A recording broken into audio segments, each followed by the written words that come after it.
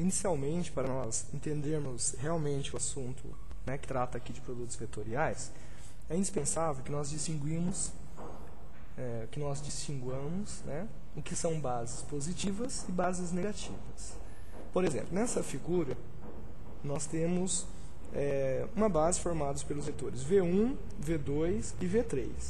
Quando nós consideramos vetores nessa ordem, os dois primeiros vetores formam um plano ao qual nós devemos observar, né, como está sendo calculado esse produto vetorial, ou como está sendo montada essa base. Então, se nós montarmos essa base, considerando nesta ordem os vetores V1, V2 e V3, nós percebemos que quando você considera o vetor V1 depois o vetor V2, essa consideração pega os vetores no sentido anti-horário. Nesse caso, nós dizemos que essa base é uma base positiva. Se você for montar uma base e considerar esses vetores no sentido anti-horário, ou seja, considerar primeiro o vetor V2, depois o vetor V1, nós dizemos então que essa base, tá? Lembrando que isso deve ser sempre considerado de acordo com a visão de um observador imaginário que está no plano formado pelos dois primeiros vetores da base. Então aqui nós temos um exemplo de base negativa, porque nós consideramos o vetor V2, depois o vetor V1 e por último o vetor V3. Nesse caso, nós vamos considerar primeiro o vetor V3, depois o vetor V2. Para o observador, né, imagine que você está no lugar desse observador, a consideração dos vetores está sendo feita no sentido horário, né? Em sentido horário, a base é negativa.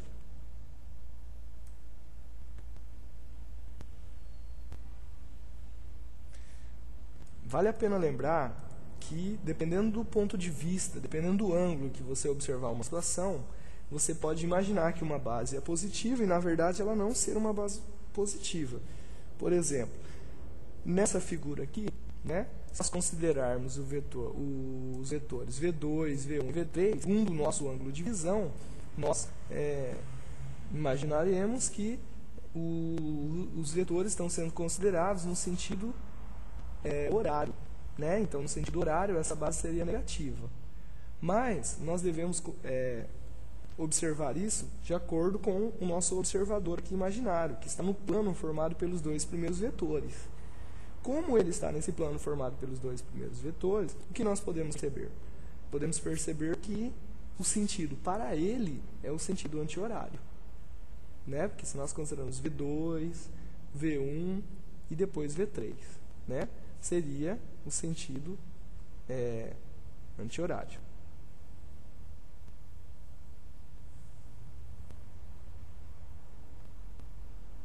Logo, né, se ele está vendo essa base no sentido anti-horário, nós dizemos que essa base é uma base positiva.